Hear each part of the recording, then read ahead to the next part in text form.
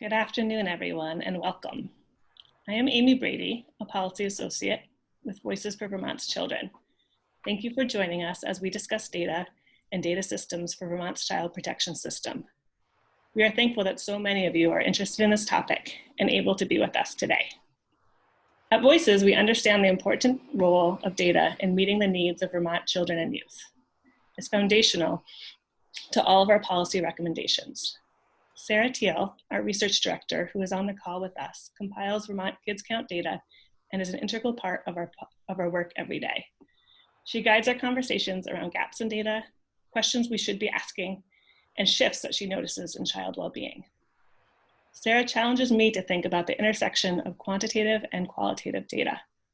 While I've done a lot of research, when I think of our child protection system, I think mostly of the many stories that I want to tell, the many stories that you all hold. I wonder how they're reflected or not reflected in our statewide narrative about child protection in Vermont. While we all know that it can be highly problematic to create policies or laws based on single stories, we also know that it is just as problematic to make assumptions based solely on data without having the broader context in which it occurs. That is why I'm so grateful for all of you and your partnership in this work. You provide that context through your stories, your experiences, and your dedication to our children, youth, and families. Today, we will continue to add and to reflect on the theme of context in relation to Vermont's child protection system. How do we create transparency so that we all have a shared understanding of how our system is working? What data is collected and why? How is our story and our future shaped based on what we choose to focus on, what we collect, how we collect it, and how we use it? I also need to be upfront. I enter this conversation and this quest with caution. I know that slivers of data can be dangerous. Data can be weaponized to reinforce our own biases. Predictive analytics is being used across the country today to predict harm in ways that are life-altering and frequently devastating for children, youth, and families. It is important to hold this knowledge in the front of our minds as we delve into this topic together. I want a data system that works for us, a system that is nimble and allows us to see patterns within districts, places where current policies, practices, and supports are failing to meet our goals, as well as places where we might be excelling. I am ready for a system that is respectful of our state employees' time, one that allows people access to their own stories, one that provides room for possibility and for growth. I'm very excited to listen to our guests share their thoughts on what might be possible here in Vermont. I also know that the perspectives of all of you on this call are central to our success, and that there are many additional voices beyond this group that we will need to hear from in order to ensure that we are entering this conversation with our eyes wide open. Please note that we are recording and broadcasting this session. Even though we are physically distanced, we'd like to establish some sense of connection here. Please introduce yourself in the chat box and use that space to share your thoughts and questions. While you are doing that, I'd like to share my deep gratitude with all of our guest speakers today. I let them each introduce themselves as they begin their presentations, but this session wouldn't be possible without the expertise of Sheila, Vanessa, Kit, Caroline, Rachel, Christine, Carly, Suzanne, and Erin.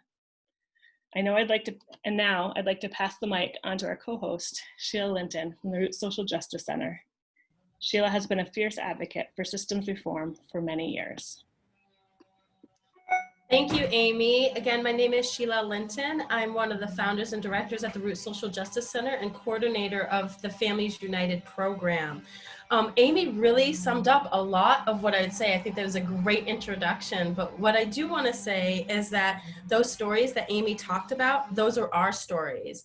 Those are our stories of our community, our stories of our families with Families United, our stories across the state. And those stories are really, really important to the narrative that we're trying to create. And as Amy said, that numbers just don't always tell all that we need to know. And we at Families United and at the Root know that just numbers does not tell that whole story. And so we're hoping that these listening sessions will help craft the narrative for those numbers of the data that we're receiving. And we're really appreciative of you all being here again today to continue the discussion on data and within the DCS system. Thank you. While we transition to Caroline, I just wanted to go back to that original slide that we had up. And we had two questions there, if Kit brings it up. One was about the year that the World Wide Web was launched. And I see there's a couple of guesses in there. The one that is up there is pretty accurate. It was 1989. So just keep that number in your head as we talk about our system and when it was created and the functions that we're asking of it. And then the second one was the policy and planning, was the budget for maintenance of our Vermont transportation systems in fiscal year 2019. And that number is $87,896,279. And while we know that highways are incredibly important here in Vermont, we also know that it costs a lot of money every year to keep them up and keep them functioning in the way that is required. And so I also want you to keep that number in mind as we talk about what we're hoping for with a new data system and what that might cost Vermont.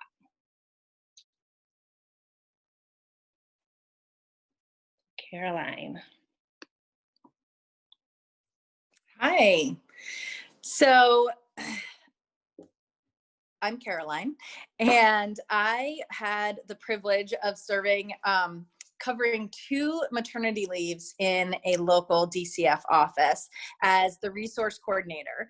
And so that's sort of my disclaimer, because I came in to cover someone else. So some of the training I received might be different than what other people receive, and there might have been access to some systems that I didn't necessarily have. So I'm sort of giving my perspective through the lens that I think one of the most important things, which was my sole responsibility, and I think it's the most important thing, which is matching children who need homes, children who are in foster care needing a placement with a placement, and making that perfect match. And so some of the things that I think were working really well for me in that role was that we had an Excel spreadsheet, and on that sheet we had all the information for foster parents. And a lot of my time in that role was spent really knowing as much as I could about foster homes, and then recording that data into an Excel spreadsheet so it was accessible to anyone. The hiccup is to anyone who knows how to utilize Excel. And as far as I know, that isn't really built into the training of a family services worker, of the nuances of how to navigate Excel and an Excel spreadsheet. So for example, there's a lot of information about one family, and I'm going to talk as though you know Excel, and maybe even if you didn't, you could kind of follow along with me, but each row would be for one foster family, and it would have their name, their address, their phone number, their school system and school district, their licensing, where they are in licensing, because there's different levels, where they are in training, their preference for placement, their licensing, because sometimes you are licensed for different age groups, different numbers of children. Sometimes you have very specific restrictions in your home, whether it's age or gender. Then we get to more specifics, like comments that I might have put in, or a worker might have put in, like more specific detail to that home. What I love about that system is I could organize it and have on one page, I could have everybody who's ever applied, and then I can break it down and get more specific from there, right down to having a full page dedicated to age, gender, so that when a worker came in and said, I need a placement for, a 2-year-old girl, I could easily pull up and go right to who specifically is licensed and open, and their preference is a 2-year-old girl. Now, often in the way things work, I have to go outside people's preferences and kind of call and shift a little. But that's what we have for foster families. What I think is missing is I don't have a list in Excel of who has ever been placed there. So then we should, but I know that because my working relationship with the foster family, I have it in my head. And I think all the resource coordinators around the state, I believe they know their foster families really well. I think it's dangerous to have that type of information resting on a personal shoulders. For the children in care, my experience was that system was much more difficult to navigate. And again, going back to my disclaimer, I was not ever really in the position as a full-time, years on end worker. So it's possible that the training and the access I had was different.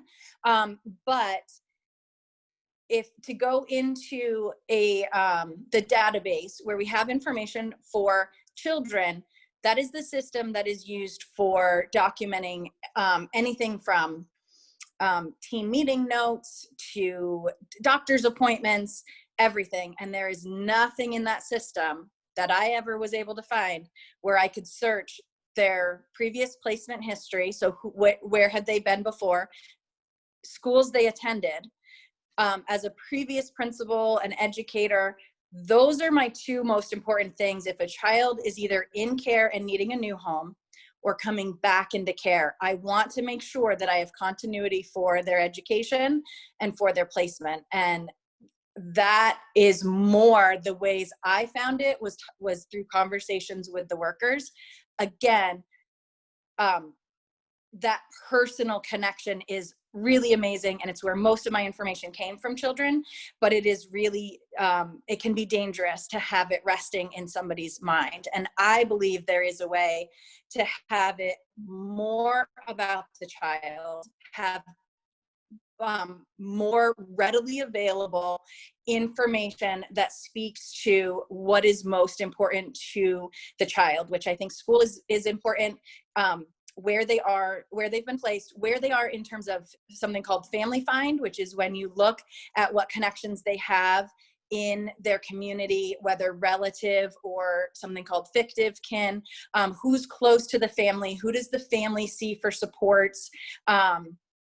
Maybe if they have previously been in care, there's a lot of information about who they turn to for support. All of that can be very important if a child re-enters care or is currently in care and shifting somewhere else. So for example, if there's a child who's continued to be in care, but maybe needs a new placement, there might have been a community member that we looked into as a potential placement early on and then found a better match. Well, now that we need a placement again, wouldn't it be great to go back and look at our, let's, for the sake of this, call it second choice, and see where are they in, maybe they needed a banister put in for a stairway. Maybe now a year later they have that. Or maybe circumstances shifted and in the past they, had a situation where it wouldn't work, but now it would. If we knew what that history was for the child, it would be so much better in terms of making a decision when it comes when those crucial decisions are being made. And I think it goes to beyond placement, decisions about education and a lot of different things that come up. But with my focus being on placement, I think it gives you just a touch of the data that's available, the systems that could be improved. And then just in general, from my own experience, I would love to see more focus and accountability on the information, to have more database decisions so that we can be more thoughtful and, there's a word I'm looking for that it's not coming to me, but just more thoughtful and deliberate in decision making and knowing how it's going to impact kids. So so that's what I have on data and systems. And I believe Rachel is next on child trends. Is that right, Amy? Yes, thank you, Caroline, for just sharing the details of how our current system impacts practice and individual child experience. We're going to move to Rachel from Child Trends, who's going to give us more of the broad context of what data systems look like, across the country, kind of where we are in that timeline, and how data can be used to inform practice. Great, thanks, Amy. I do have a couple slides, so I'm going to share my screen really fast and hope it works and everyone can see them.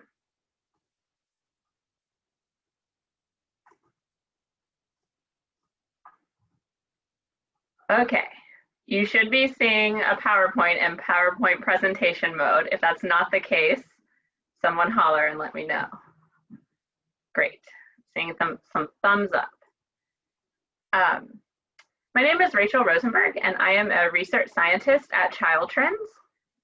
Child Trends is a nonpartisan nonprofit and the nation's leading research organization focused solely on improving the lives of children, youth, and families. So I and my colleagues in our child welfare program area focus on all things child welfare. So we do research with the federal government, with states, and with direct service providers and other nonprofits, ranging from primary prevention all the way through post-adoption supports, as well as emancipation and kind of that transition to adulthood. So we kind of have a overview from start, from very beginning to the very end of the child welfare continuum, and kind of do all things data. So I'm really excited that I get to talk to you about data and data systems today. It's how I spend most of my professional career, so it's always nice to get to share our learnings with people. So before I jump in, I do just want to quickly give you a quick overview of what I'm going to talk about. I'm going to start by setting the stage about why data is important. And our earlier speakers have started that, so I won't spend too much time there, as that we had such a lovely introduction earlier. Then we're going to kind of move into best practices around creating databases. So how do you actually create a system that's going to be helpful? And then we'll jump in and look at how some other states across the country have been able to do this, as well as some federal regulations that I think can both help and hinder development of databases, depending on the regulation. All right, so why is high quality data so important? And I put that disclaimer of high quality before data because data by itself isn't super helpful. Data in its simplest form is just a bunch of yes, no's, zeros and ones, words on a page, but it's when you're actually able to take those numbers, those words on the page, analyze them, interpret them, and then produce knowledge. So data by itself is really just one ingredient in a much larger toolbox. And so I say that because it's really easy to say, oh, we need all of the data and we need all of the different tools in order to collect that data. But unless you have a plan and know what you want to do with said data, it's probably not going to be super helpful.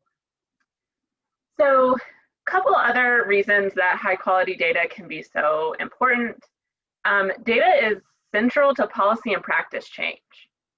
From my experience, it's really hard to make your case for a change if you don't have any empirical evidence to back that up. And I say that both knowing that we both oftentimes need those stories that have been referenced. So we need that qualitative data, that rich context. And then we also often need to be able to quantify and provide the numbers associated with those stories. And oftentimes that can create a pretty powerful and compelling case to advance the policy and practice changes that are so needed. One example comes to mind that my colleagues and I at Child Trends have been involved in over the years is providing data to states on extended foster care. And so that's foster care for young people 18 to 21. While most states have some form of extended foster care, a lot of states have adopted that policy recently. And so what we've been able to do in partnership with states and nonprofits is look at the data for the states who extended foster care 10 years ago. How's it working? How are those young people engaging in extended foster care faring? And we've seen, using that data, quantitative data combined with that qualitative data, a pretty high success rate in extending foster care in additional states. So that's just one example of how data can and has been used, but it can also be used to make the case for a new data system, which I understand is really what we're here to talk about today. I also want to touch on that data is needed to understand disparities and to address those disparities. And so we know that there are disparities and racial injustices within the child welfare system. And so while we know that and we can talk about it, if you don't have any data to show it, it's very easy for people to kind of gloss over it.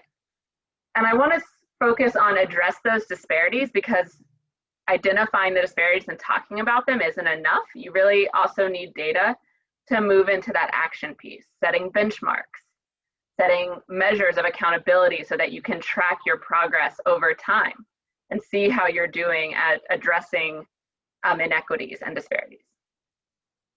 Lastly, it's often needed for funding. Funders like to know what's going on. So at least at Child Trends, our funders like to know how we're spending their money, and that often comes in the form of being able to present those performance measures, and we often need data to do that.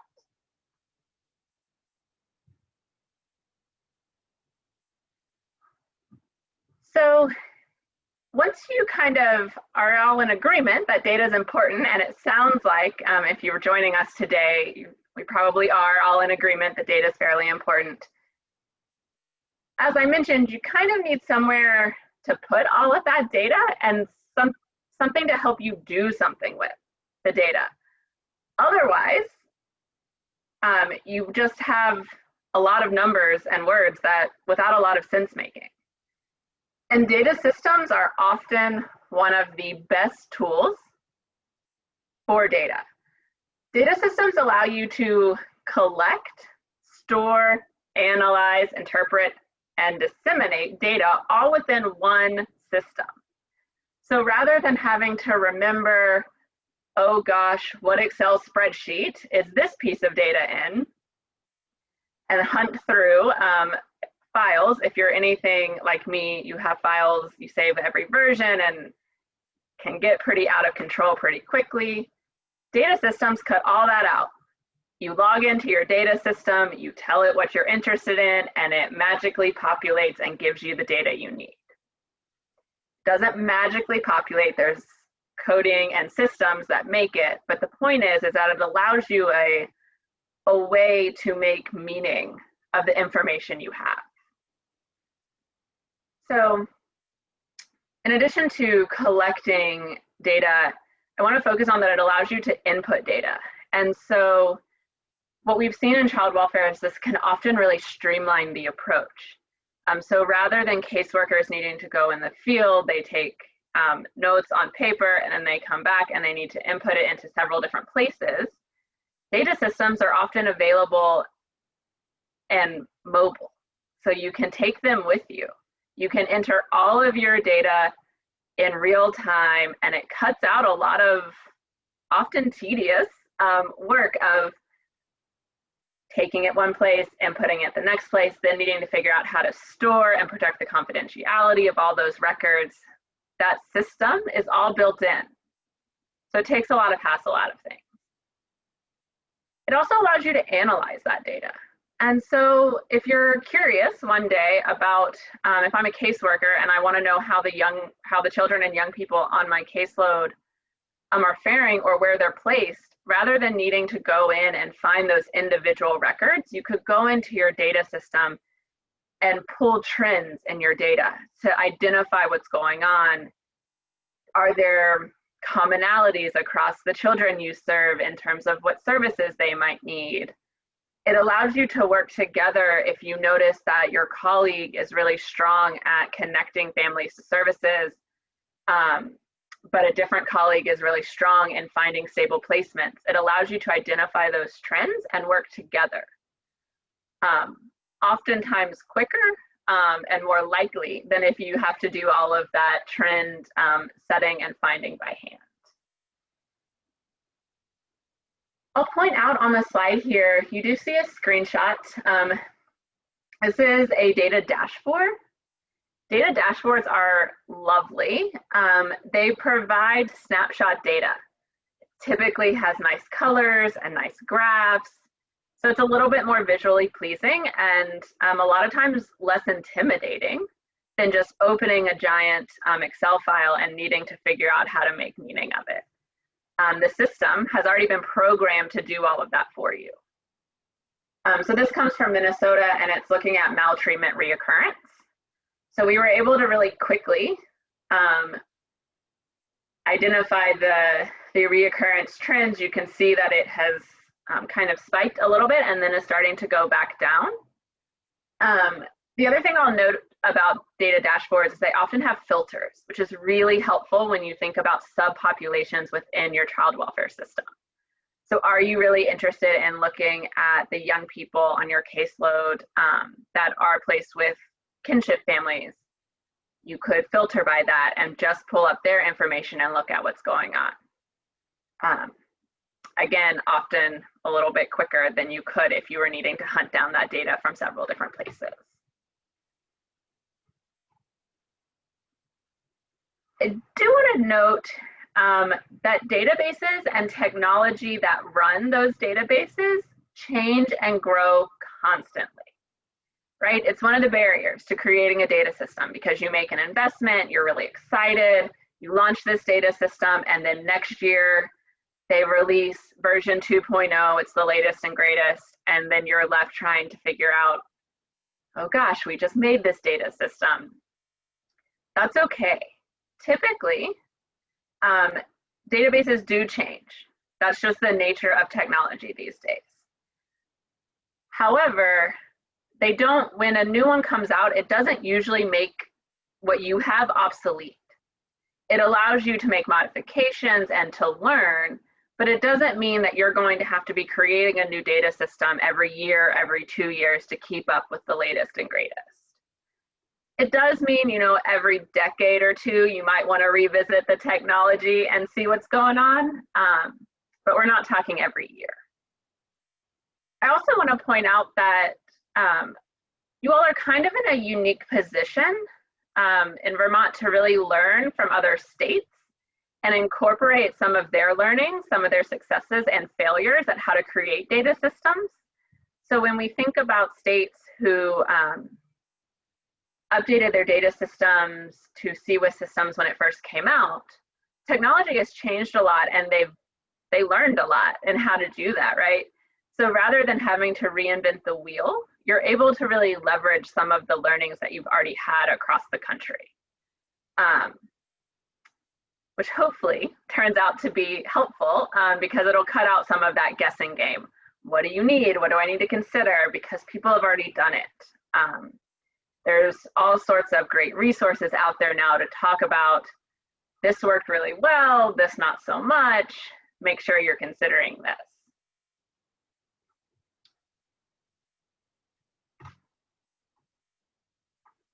Okay, so once you decide to build a data system, how do you make a data system that works well?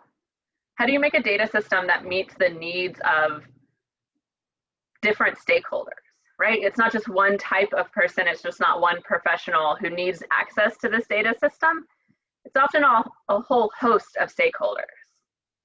So I'm going to highlight just a couple best practices. I do want to note that this is a fairly short list. It is not meant to be comprehensive. It is meant to highlight some of the most important aspects that we have found over the years working with state systems as well as program data systems.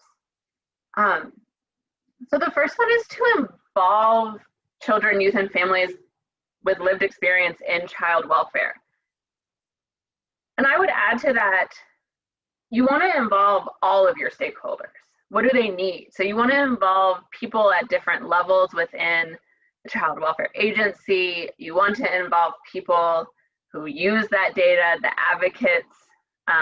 So you want to involve basically anyone who may have a stake in this data, what happens, what's going on in your state. You want to only collect the data you absolutely need. So one of the biggest hurdles is we often hear from workers that data is more of a compliance issue. It's something they have to do because they have to report it to someone.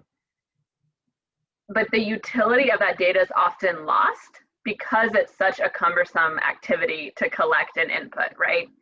They're ready, once it gets inputted, they're ready to just be done with it. They've done their part. So you want to only collect the data you need. There's no sense in collecting data for data's sake. If no one's ever going to use that data field, you probably don't need it. So you want to be really clear and concise about what it is you're collecting. You also want to have really clear definitions about those data fields. So what we've seen is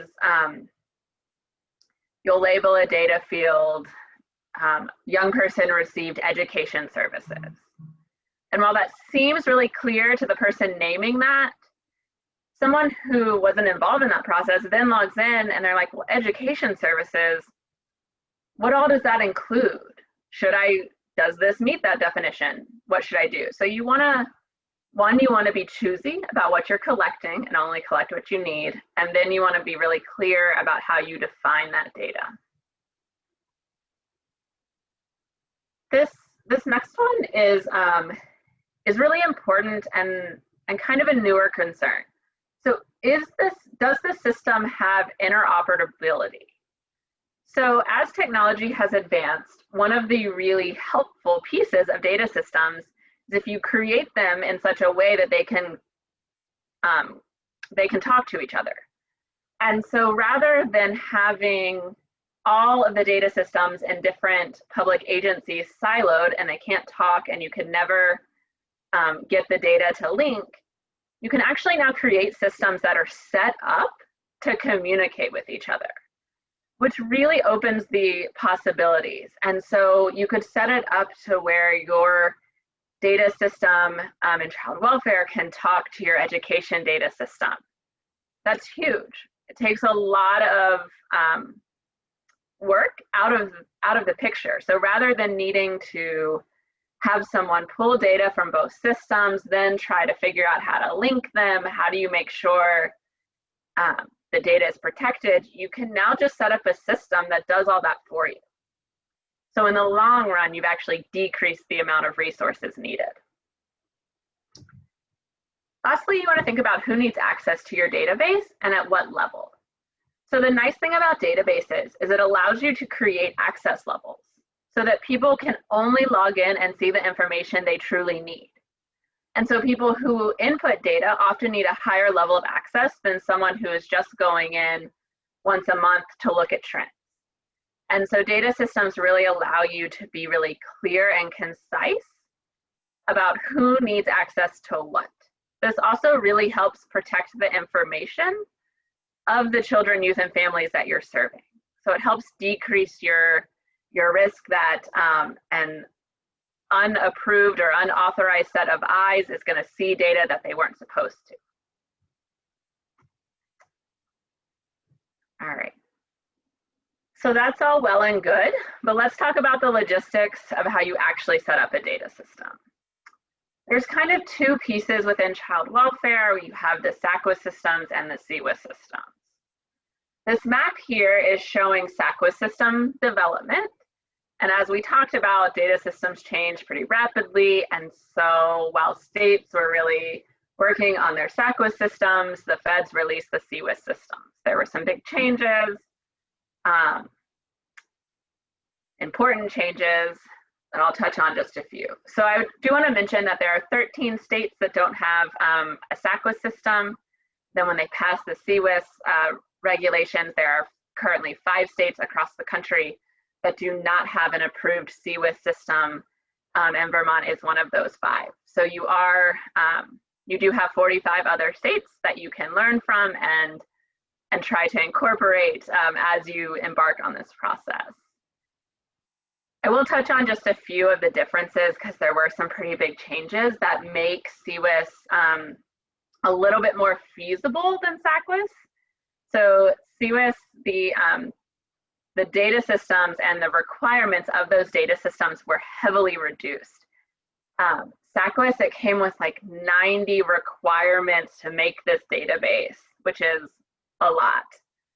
CWIS reduced those considerably. I think we're down to about 15 that are absolutely required, and then the rest is left to the states. The goal of the new CWIS systems, they're not so new anymore, but the goal is to really make them customizable to states. So it allows you to collect the data you need in Vermont and not the data that Florida needs for the young people in Florida. Allows you to be really customizable, allows you to scale, so you maybe don't need as big of a system as Texas as a smaller state. So it allows you to really cut out some of those costs associated with meeting those 90 requirements, a lot of which may or may not have applied to you all. It does require a level of interoperability. The goal of CWIS was to really increase that communication across agencies. We often get so siloed. The goal here was, how do we incentivize different agencies working together, and that was one of the ways the feds came up with it. Those are kind of the big changes. The other thing I will note about the CWIS systems, and most data systems in general, even if you don't necessarily get an approved CWIS system, is they help with reporting. So through the adoption and foster care analysis and reporting system, to be in compliance with that, you have to report data to the feds on every child and family who receives services in that given year. And so if you have a data system that already has all of that information and exports it into this nice file, it makes your compliance a lot easier, right? Then all you need to do is protect that file and send it along. An oversimplification, but bear with me here. Compared to if your data is still living in 3 different places, some of which are electronic, some of which are not, then you have to like manually input and create that file. 1, that takes a lot of time and resources. 2, it doesn't produce very high level quality data for researchers like myself. And so then what happens is researchers like me, we take that data, we don't have the state context necessarily. Oftentimes we do, but sometimes we don't. And so then a research community is making inferences and producing recommendations off of this data that is less than quality data, which can have implications for the field, right? If a policy is passed because of this trend we're seeing in the data, but the data is not quality, then we may have passed something that's actually not helpful.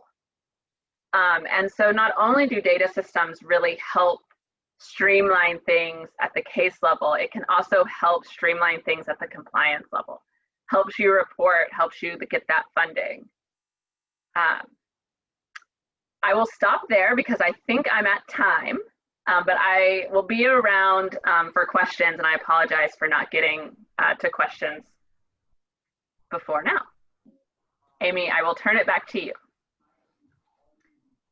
Wonderful, thank you, Rachel. That was really helpful. And there are a couple of questions in the chat. Don Alice just asked a really important one. So we'll try to save time at the end if you want to read through those questions and try to summarize at the end if we have time. And if for some reason we don't, we'll make sure that we get answers out to everybody after the fact.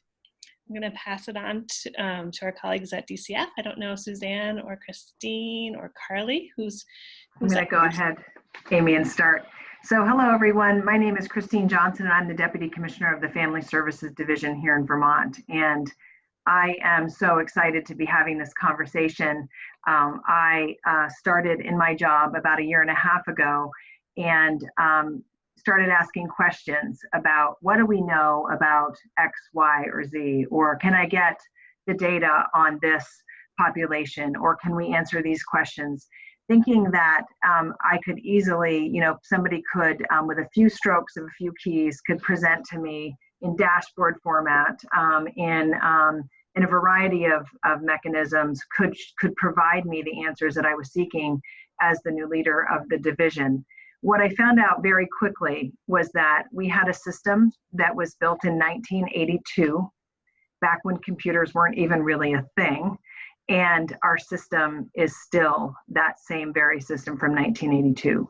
So the point that Amy made about 1989 being when the World Wide Web was created is really poignant here, because we are up against a really difficult situation in the Family Services Division.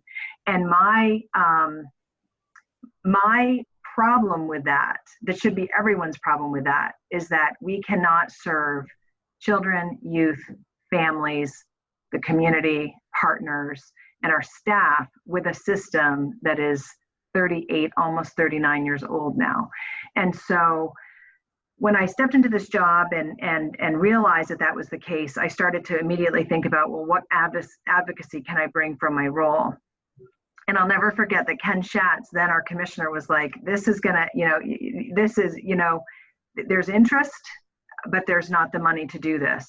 And so he said, this is likely not going to happen in our lifetimes. And while I love that Ken was very much a realist, I think it absolutely has to happen in our lifetimes that we get a better system to serve Vermont families and children. And, I think about all of the ways that it can maximize efficiencies for our staff when it comes to the reporting that we're talking about. Rachel, as we speak, your colleague, Christina Rosinski, is working with us on the Child Welfare Financing Survey. We are the last state to respond. She is being incredibly patient with us because the deadline is so far beyond gone. But we learned along the way that Vermont was the only one that hadn't provided answers yet. And we really want to be able to tell our story about what's happening in Vermont. And it is our data systems that are really making things like this very difficult and very cumbersome. So what I want to do in just a couple of minutes is say that I am going to continue advocating for this. And I definitely think that that's my role as the leader of our Family Services Division, to make sure that we really think hard about how we can finance a new CWIS system. Finding out that we're one of only 5 states that doesn't have a CWIS system, we should be embarrassed about that, right? This is, enough's enough. Like, their whole country is moving ahead with this. In our, I think it's Maine or New Hampshire, that they're in the process of updating their CWIS system that is either 10 or so years old. And I've stuck my hand up and said, can we have your old system? Because your old system is so much newer than our system altogether.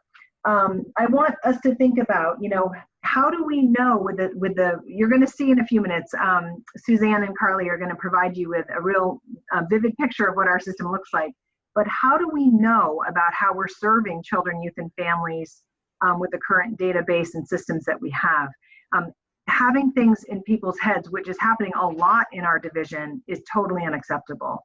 How do we hold ourselves accountable? How do we improve both the child protection and the juvenile justice systems that we're responsible for? Unless we know what our data is telling us, we don't know what we're doing wrong. We don't know what we're doing right. And I think our staff and our families and our kids really deserve better than that. The other thing that comes to mind for me is that when we did a listening tour last fall, we learned in every district office around the state prioritizes and really wants us to really be paying attention to having a new data system. It's also in our strategic plan that we will work to address this issue. So this is something that we are certainly paying a lot of attention to. I also want to just point out too, the effects of COVID. We don't really know what the effects of COVID are. So for example, if I asked my system, tell me how many foster parents we've lost potentially as a result of COVID, I don't know that answer. I'm not sure that we can get the answer. And the other thing that I'll say is we do have a quality assurance division, and Carly is one of the members of that unit rather. And they work around the clock trying to answer these questions. They're working hard. We do know we have a lot of data in a lot of different places, but what we know is that there are many, many easier systems out there that we could be using. We also, I have to laugh, we call it a legacy system. And I have to ask you, what part of legacy is a legacy system? The only thing legacy about it is that it's 38 years old. It certainly doesn't have any positive legacy in my mind. So I certainly am here, part cheerleader, part realist, to say, okay, we've got to do this. We've got to think about this differently. And knowing that we spend $88 or so million on the roads every year makes me think that, you know what, people tell me all the time we don't have the money. Well, I disagree. I think it's about prioritizing and the money that's needed to really do this right. And I definitely think it's time. So with that, certainly I have a lot of passion in this area. But with that, I would like to introduce Suzanne Shibley, who is our Policy and Planning Manager within Family Services, and also Carly Tebow, our Quality Assurance Coordinator, and they'll take us through what the system really looks like. Thanks, Christine. So hi, everyone. Again, my name is Suzanne Shibley. One thing I wanted to share with you is prior to joining the division back in 2008, I was working for the Alaska's Child Protection Agency. And one of my roles there was working on their SACWIS system. So that was before CWIS, like Rachel had mentioned. So I have had firsthand experience in what it's like to work with a case management system that has supported the work at all levels. It wasn't perfect, but there were constant upgrades that were being rolled out every 6 months to address the business needs. So when I moved to Vermont 12 years ago, it was quite an adjustment, to say the least. I felt like I was going back in time a bit, and I just needed to adjust my expectations in order to do my work. So on this slide, we thought it would be helpful to share a visual of the different partners and stakeholders that we collaborate with, because there are a lot, as you can imagine. On the left-hand side, it shows our internal partners. So this includes our district offices, as well as state of Vermont agency partners. And on the right side, it highlights our external partners, which includes residential, post-permanency, and other community-based providers, as well as our families we work with, including foster and kin care providers. And I'm going to go to the next slide. To give you a better picture of what our reality looks like at Family Services, currently we use 11 separate IT database systems to support our day-to-day work, and over 30 Excel spreadsheets. As you might imagine, this can cause many challenges. We're often entering the same data into different systems, which creates data integrity issues, as Rachel mentioned, as well as not an effective use of anyone's time. Since our systems are outdated and not user-friendly, this has created many inefficiencies. So for example, it takes Carly, who's on the webinar with us today and will speak next, it takes her about a week to pull together all of our quarterly management reports. And that's assuming she doesn't have other workload pressures and tasks that are priorities. Much of the data has to be manually manipulated, which impacts data integrity and the ability to turn reports around quickly. So at Family Services, we frequently have to rely on DCF IT staff to help us get the data. And if we need IT to build a report for us because we don't have access to it, our system is set up, it could take several months and quite frankly, several years for that to happen. And that's just the reality that we've been working with. Other challenges include comparing data from different systems can often cause confusion and more questions, as you can imagine. There are certain federal requirements that Family Services struggles to meet because of our legacy systems. I use that word, Christine, legacy. There we go. And because our systems are outdated, we've created many workarounds that are time intensive and add workload pressures, as you can imagine. So I just gave you kind of a brief overview, and now I am going to hand it over to Carly, our quality assurance specialist, who is going to share more specific details and examples. Awesome. Thank you, Suzanne.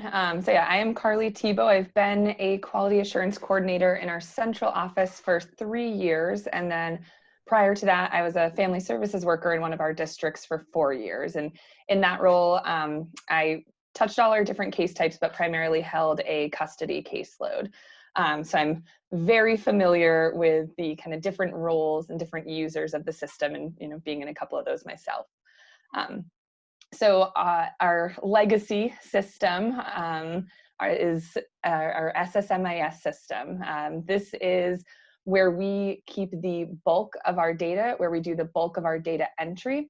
It was already mentioned, it is back from 1982, so it's older than some of us on the call, and it is running through IBM's Informix platform. So we have just a snip of what we refer to as our face sheet here. This is where we would enter our child, family, and demographics. We also use this system to track our cases, to track our Child 49 reporting outcomes. So if someone has been substantiated or unsubstantiated of child abuse and neglect. We have adoption information, foster parent information, conditional custody order, all of that stuff is kept in there. It's typically used by our admin staff in the districts. Some supervisors and directors can poke around in here a bit, and then our staff in central office. As a family services worker, you will hopefully never have to use this. I never had to use it in that position. I'd never seen it until I transitioned into this role, and still every day I'm learning something new with it. It is very challenging to use. There are really specific keys that you have to enter to move through different screens. The keys are different in the different screens. It allows for a lot of data entry error, and we find that while we're kind of trying to analyze our data, we're able to track it back to something on these screens. We're constantly working with our IT team to create some hard stops. So just as an example, recently we figured out that people were allowed to enter dates past this century. And so we just worked with IT to create some new requirements that does not allow folks to do that. So just little things like that come up every day. It can take a significant amount of time to use, and while it does communicate with some of our other systems and really sends data to different places,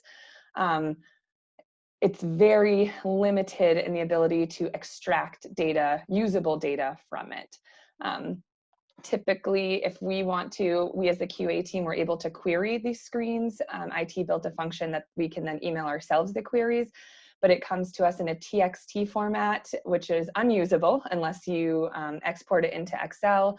It does not come over with column headers, which doesn't seem like a big issue, but when you have 50 columns of data, and then you have to spend time looking at the screen to figure out where each column of data is being pulled from, that can take you a day. And if you're sending this data to anyone, really, you want it to be as accurate as possible. And this system really impacts our ability to do that. You can go to the next slide, Suzanne. This is our FSDNet system. So as I mentioned, SSMIS does talk a little bit to different systems, and our FSDNet is one of them. This is the main kind of data entry system that our family services workers use. So we enter our case notes in there. All of our child reports of abuse and neglect are filtered through this system. The outcomes of those. We also have our health information questionnaire. So that is actually used by our Department of Health staff. So when a child enters custody, they are notified. They then are able to begin pulling all of the medical and dental information for that child so that we can have a way to quickly get access to that. This system is also quite old. It's back in the 1990s and runs on a SQL server. Actually, we just migrated this system 2 years ago to a new server because it was crashing very often. So that could be monthly, that could be weekly, could be a few times within a day.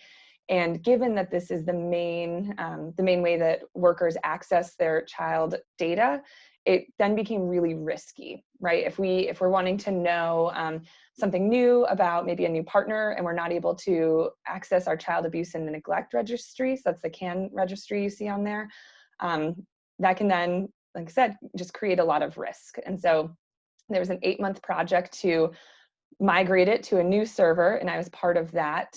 It was hundreds of hours, and if there are anyone on this call who volunteered to be a tester in that project, I still praise you to this day. It required family services workers to spend a good chunk of time testing, central office staff, supervisors, and that's, again, just to move it to a new server so that we can access it regularly. And I believe it was either Rachel or Caroline who had mentioned that, you know, getting usable data from here is challenging. It does feed into some other reports. So in that report tab that you see in the snip there, that is a site where our IT staff have created several different reports for us to use. But if we wanted to know something about how often a child is going to the doctor, we cannot get that from here. It would really be someone having to comb through all of the case notes to find that. And so having a dashboard where that information is readily available can just, you know, only increase safety, decrease risk, and really be a more effective use of worker time. And I will say, as a worker, I used this system multiple times a day, from needing a birth date of a child to looking for a foster home or foster placement, trying to find the phone number and address. Being able to just hop on was essential to the work. Go to the next slide, Suzanne. So those are our two main data entry and collection systems. We also have several others, and these are just a few of them, kind of the few big ones. We have our YASI, so Youth Assessment and Screening Instrument. So that is used for youth who have been adjudicated of a crime. Workers have to navigate to that system from FSDNet, and again, hope that they can get into it, because that can be challenging as well. We have our NICE system where we capture ICPC cases. That one is fairly new for us, has just come online within the last year, and is still a learning process, I think, for those who are involved in it. It still takes a bit of time to get that information in there and get it in there correctly. We also have our vertical change system, which again was a pretty new one that required a lot of testing, a lot of hours from staff who could, you know, potentially be doing some other stuff, just to get the work where we need it to be. And unfortunately, a lot of these systems don't talk to each other. And so you're having to hop between maybe 3 or 4 different systems just to fill out a questionnaire in one of them. So it just continues to add to the time that folks are spending just trying to get data into our systems.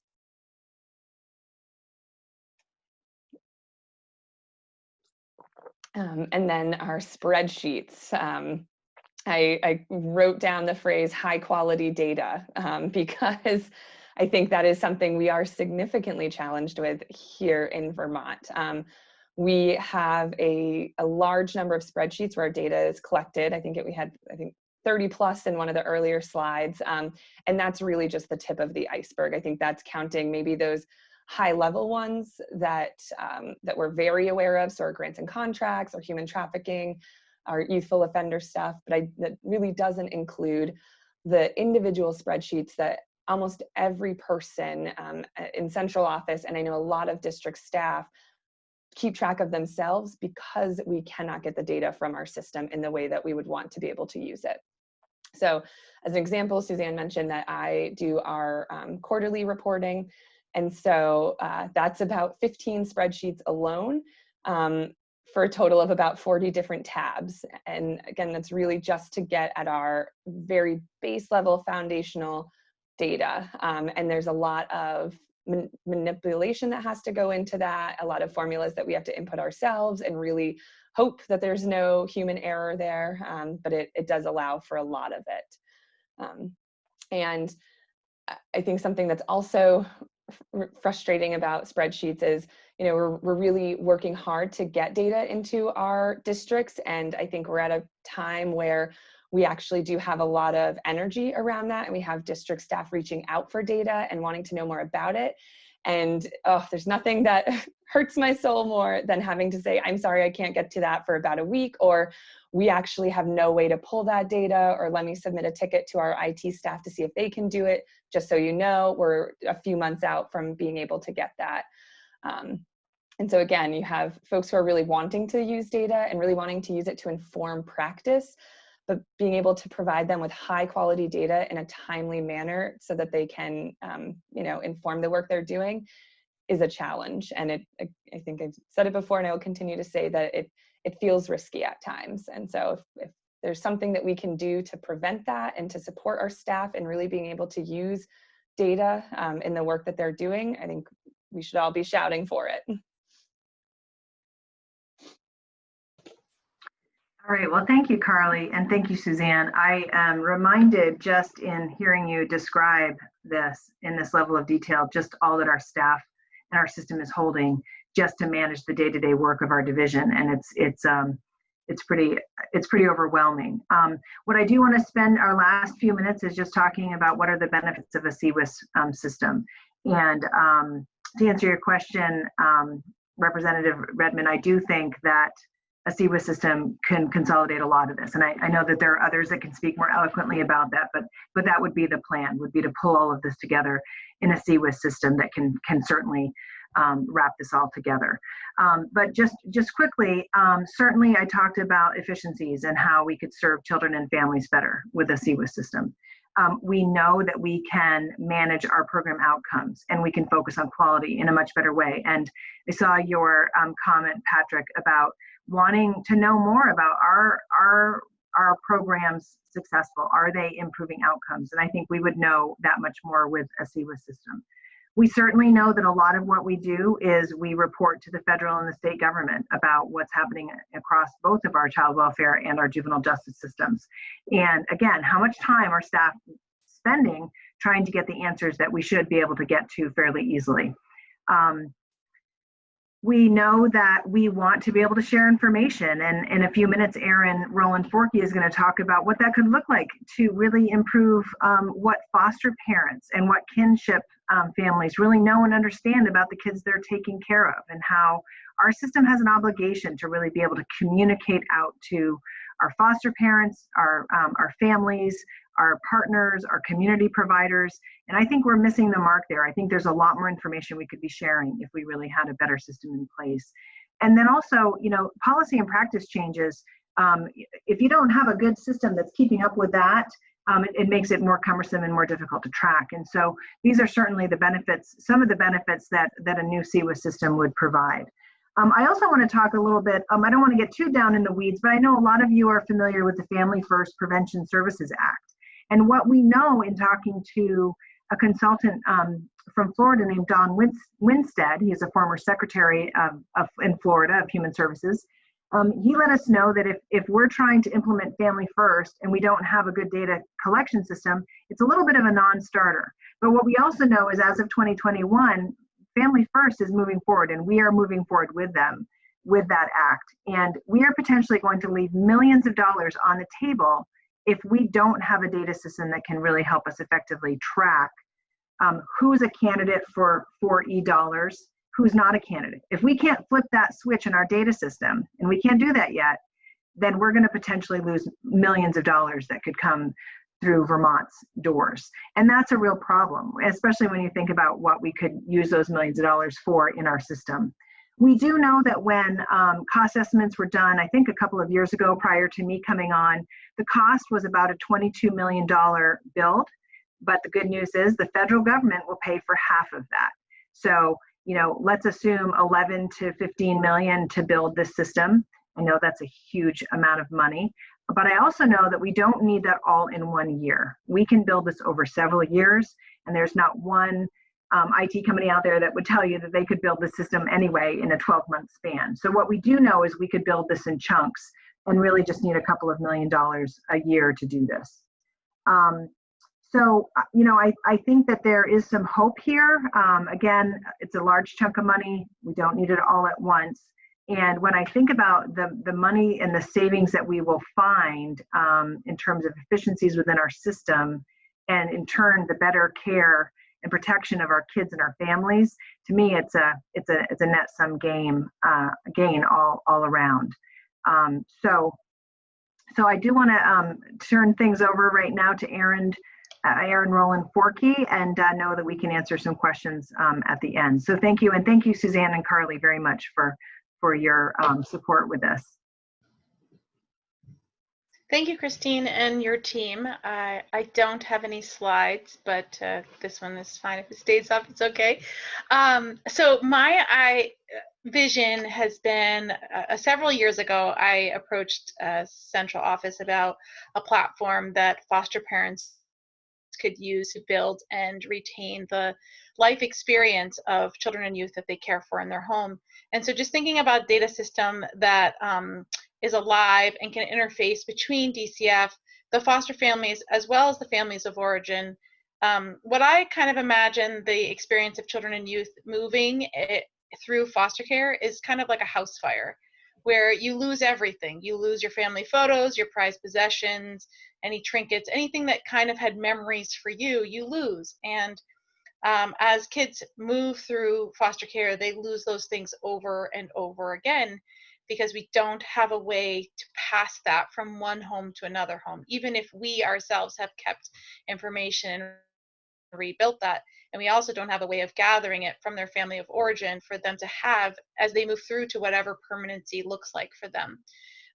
So just was thinking about a profile like that could be of foster homes, where if a child's going to a home, that a worker could pull up and they could see the home that they're going to, maybe pictures of the people that live in that home, their animals, maybe even down to what room they might be using, but that they would have some information before they just show up on a doorstep.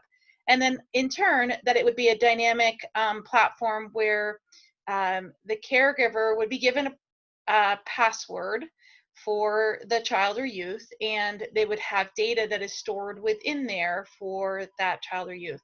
And then they could start to add to it. So if this is the first time a child's coming into custody, maybe there isn't information much in there, but information can start to be gathered from the family, and the foster parent can start to add to it. So some of the things that I see would live in there would be information about medical providers or prescriptions or appointments or evaluations. I think about many times during casework with families, either the foster parent, and sometimes it transitions to the family of origin, that they're responsible for making appointments and sharing them with each other and sharing that data. And I've been on many teams where we kind of struggle with how do we share that information? What do we provide? What's expected? And if we had a shared platform, then what foster parents might be doing initially in a case could transition to a parent and allow them to have success and communicate more effectively throughout the case as they're working towards their case plan goals. And all of that would be for the benefit of the children and youth. I also see that it would have school information, IEPs, or even as far up as information that people are using to work for VSAC and other things like that for our youth.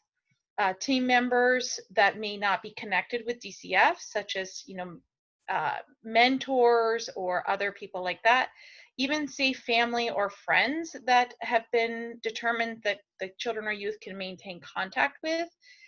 We just don't have that information, and as foster families, we don't know. We may be out and about, we run into someone, we have not any access to whether or not this is a person that is safe for this child or youth. And we could mentor those relationships and facilitate those things, maintaining those relationships for these kids. We don't have to sever all of that when kids come into foster care. Even things as sports or activities or achievements, but also even just personal data systems, birth certificates or license. Think about when kids try to go get a job or open a bank account. We always run into this of getting a birth certificate or getting information is difficult.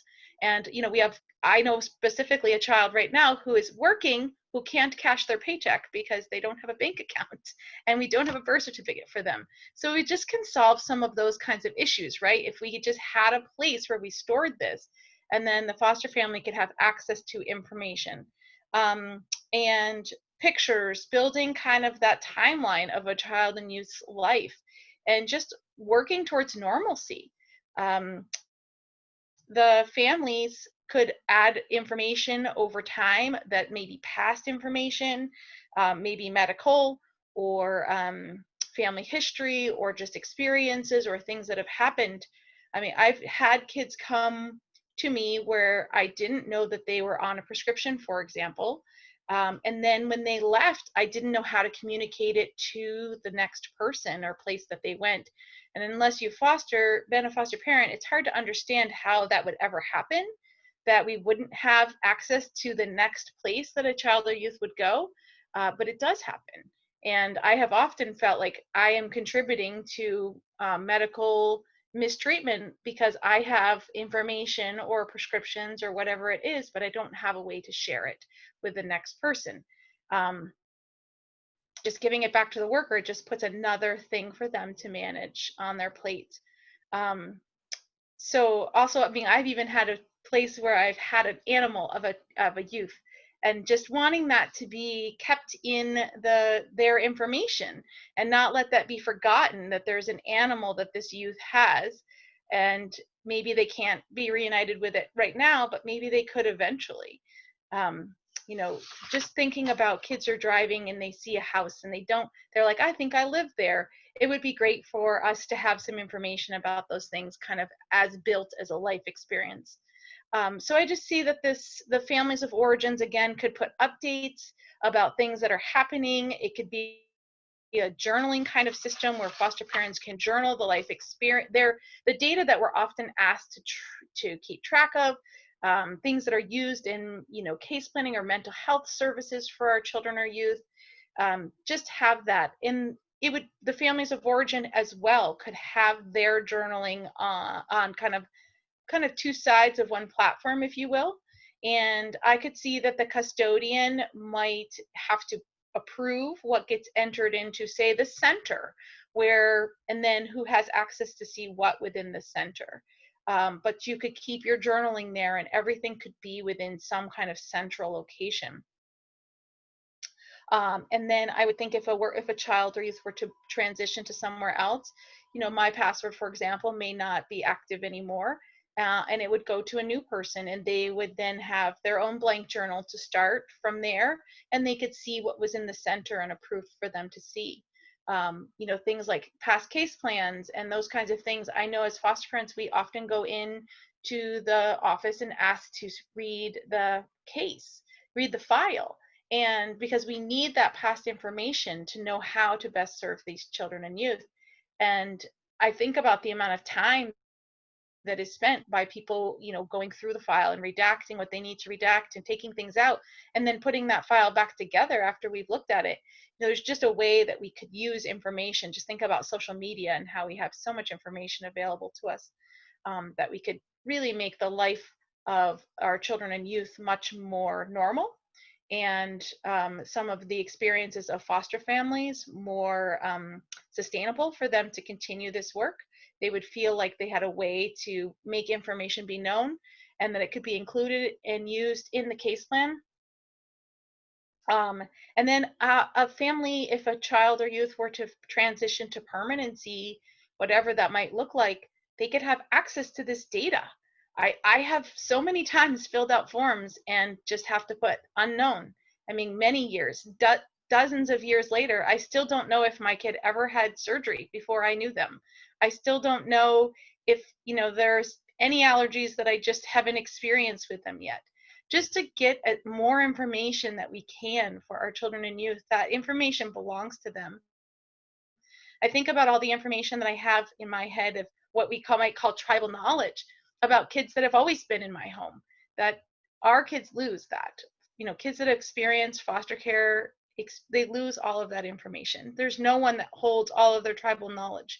They've moved And even if their family of origin has stayed in contact with them, they just can't even know all of it. And just thinking about the child or youth having access to that information for themselves if they age out, and just looking at for their own story and what that looked like. And I mean, many times youth circle back and connect with people who are important in their lives.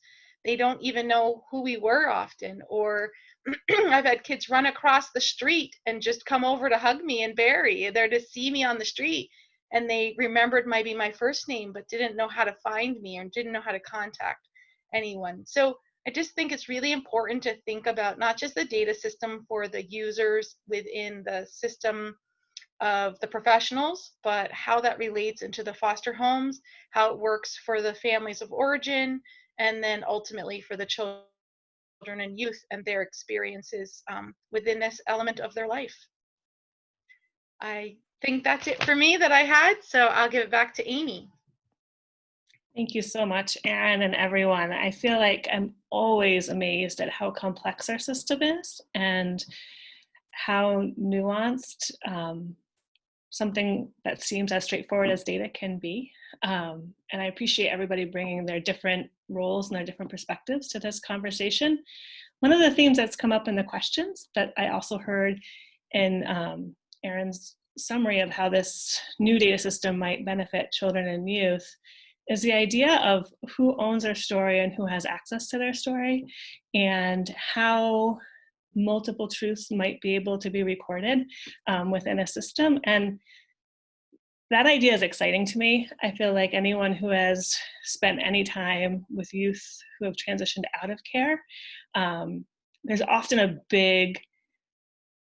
great desire to kind of understand their story, to have access to it, and to be able to add sort of their own voice to that. And we know that these stories carry so much weight. They're used in court to make life-altering decisions. And so I'm curious from anybody out there who has had experience with the system, if there are ways kind of in the newer models for that to be possible within a system, to have multiple people entering information and obviously having some sort of record as to who entered it, and having multiple people have access to certain fields. And if it's not available, you know, I always think about the benefit of being at the far end of a process, is that we can learn from what's worked and what hasn't worked in other areas, and maybe not buy the system from the 90s, but create something even better that other people can use going forward. And so I'm just going to put that out there to the bigger group if anyone wants to jump in and comment about what might be possible.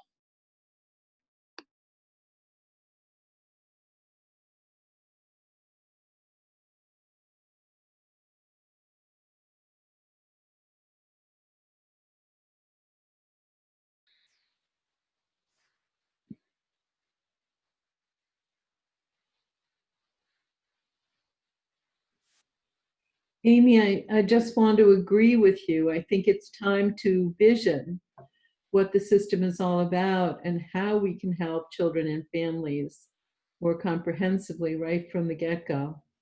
I really like the way you're thinking. Thank you.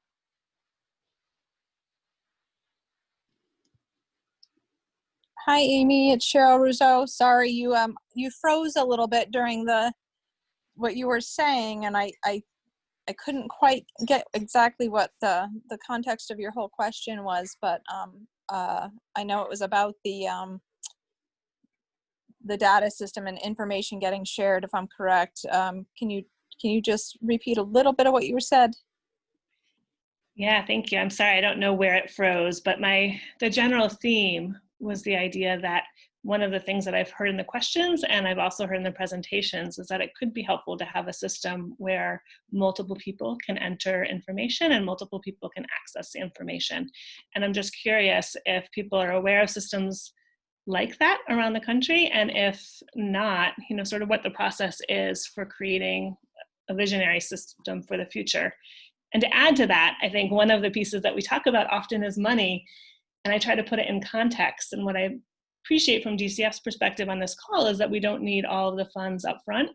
And oftentimes I think about sort of what is our government's responsibility to its people, and what, you know, can we contribute through other sectors as well.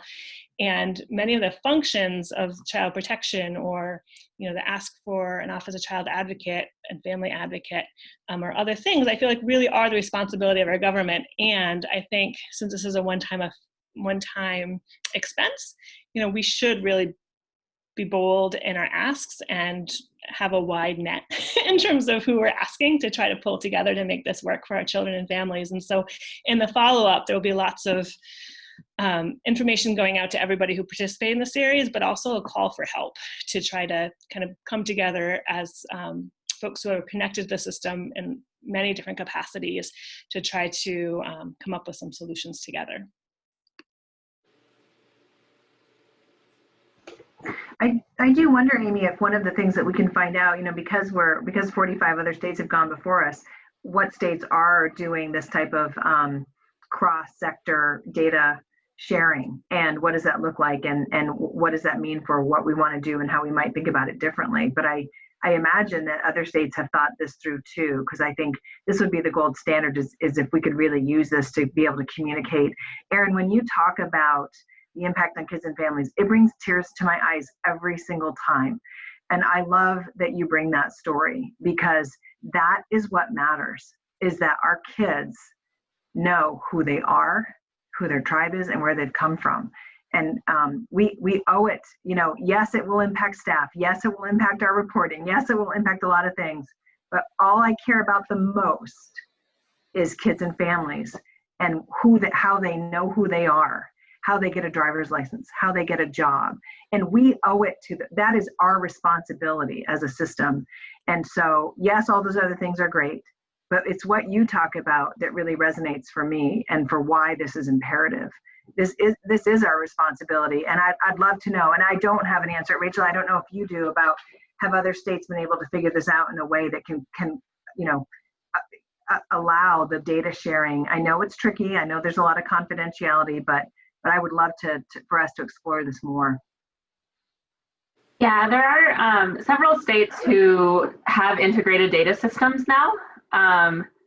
Some are more advanced than others, and some are kind of still working on it. But I'm happy to pull together a list and send it along. But know that states are creating these data systems that can communicate. And Amy, to your earlier question, while it's not a state system, I have seen at the program level with really large data systems that the way that they've handled people having access to different things is really at the sign-in level. And so when we create someone an account, telling the system what information they should have access to. And so while a foster parent may log in and only have access to a handful of records, the journal like Erin spoke of, and maybe a handful of records, when the young person logs in or the child logs in, they would see something totally different. And the way that that's been handled in systems is at that access level, which is really wonderful, because it also adds a level of protection in that the system knows from login what information that person should have, and it cuts down on the chance that you may stumble into a part of the data system you're not supposed to see. Thank you. Yeah, I think about even just like ShareFile, other platforms like this that have that, where as a client you're given rights on what you can see. And so just learning from what other people have used and thinking about how we can use that, or take something that someone else has that's really using it for this purpose, or maybe there's something else that isn't for this purpose that could work too. Thank you. And there's been so many thoughtful questions in the chat box, and we're recording the chat, and we'll process them and try our best to get answers and get back to everybody at the wrap up of the session. But I just want to turn the mic over to Don Ellis, who's had a few really thoughtful questions, and see if you want to share a little bit before we close out. Sure. I really was thinking about this in relationship to your question about what's out there. And while it's not a state system, aspects of it could be thought about as you design state data systems. But in the in the world of data, as you know, there can be numbers and there can be words, and there's this gradation between them. So a survey might collect word answers or number answers that relate to words and then crunch it in numbers. But stories might be collected, and they could be videoed. Interactions could be videoed. It might be a very, big file that's thick, like Rachel was talking about. There's sort of thick and thin types of research out there. But what we have right now is a loss of what to do with things that are thick. That's just not being thoughtfully analyzed. And now there is software around for researchers to really be able to tackle thick data, collect it, and have it together and analyze it. And it comes from grounded theory analysis. There's qualitative and quantitative pieces within it where you might be coding instances of certain types of phrases. You might be coding examples of hopeful behavior. You can code different things from those stories. So stories don't have to sit as this, we don't know what to do with it kind of data, but they can be pulled into the world of analyzable and understandable across a large swatch so that you get the benefit of the rich data, which, in the difference of things, in survey data, you make decisions about what to collect and what not to collect. It's very streamlined, it's very thin. It allows for getting to numeric analysis quickly. And so that helps when you have just tons and tons of people or tons and tons of data. You need to be able to look at a snapshot of what's going on here. But the weakness of the survey is it's based on the lens of the questioner that figures out what questions go on and what don't get on. If you ask it in a loaded question way, how much do you really like something or how much do you really hate something? It skews that. It pushes it in the direction of the bias of the person who's created the survey.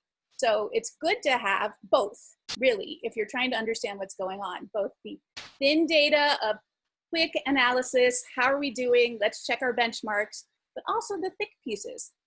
So software out there like Hyper Research has come a long way, and it's gotten to the point where you can basically load in and connect to a particular query, family, set, question, research project, stuff like videos, stuff like audio recordings, stuff like photographs of things that happen. So you can get all of the benefit of our multimodal way of understanding the world and kind of the smartphone experience of what's going on here, but you can actually hook it together around a something like a family or a community or whatever your lens of analysis is. And so know that that's out there and that's being used. And so as we think about what might the next level scale system do, and we have the benefit of being small in Vermont, we're the same size as the city of Hartford, Connecticut. So we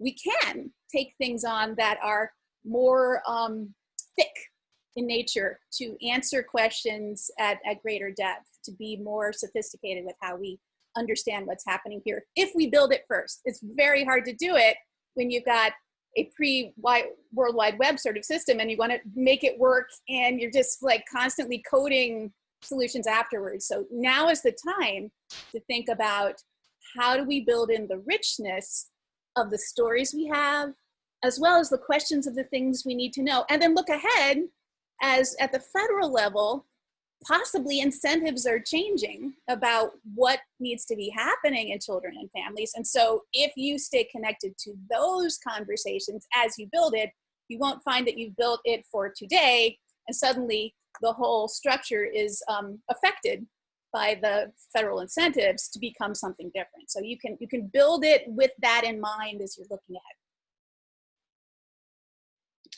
Thank you so much, Dawn. We've covered a lot in a really short period of time. We're going to make this presentation or this session available after the fact so we can go back and kind of re-listen. There's a lot here. I really appreciate everybody contributing to this conversation, and just want to remind people who are here today that we have one final session in the series next Wednesday at the same time.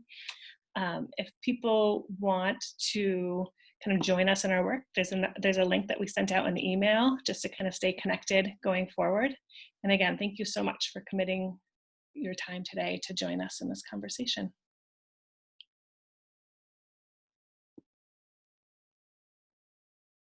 Thanks, everybody.